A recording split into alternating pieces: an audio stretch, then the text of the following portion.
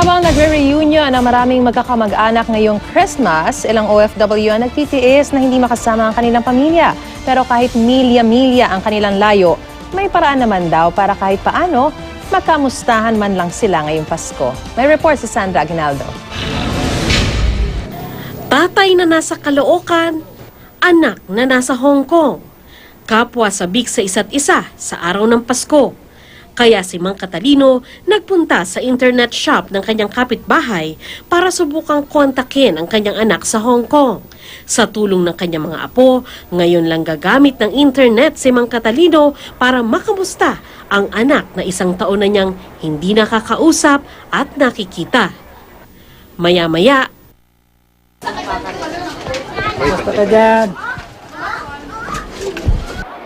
sa Hong Kong, mag-isa ngayong Pasko si Rizalina na nagtatrabaho doon bilang domestic helper. Ito ang unang Pasko niyang malayo sa pamilya. Masaya na malungkot. Sana yung mga anak mo dito. Yun nga si Ineng nag-message nga siya sa akin. Sabi niya, sana sa susunod na Pasko, kumpleto na tayo. Sabi ko, oo, sure ko na kumpleto na kami sa Pasko. Parang ka na umiyak.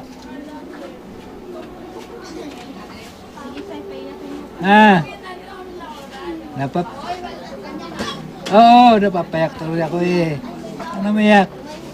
Nagsasakripisyo sa abroad si Rizalina para sa kanyang asawa at mga anak sa Bohol.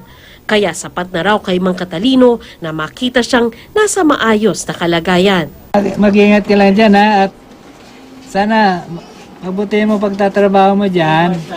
Asa ganun pagka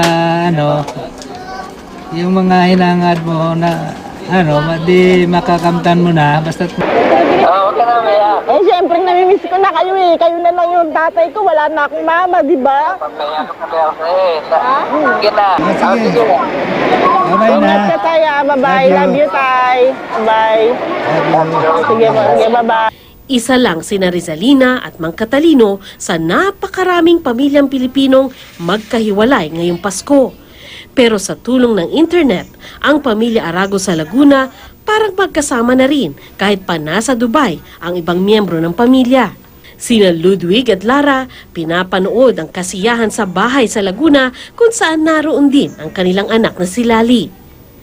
Nasa magkabilang panig ba ng mundo, para na rin silang kasali sa salo-salo, pagbibingo at bigayan ng regalo. Kung sa bagay, sa isang nagmamahalang pamilya, magkahiwalay man, hahanap at hahanap ng paraan ang puso. Sandra Aguinaldo, GMA News.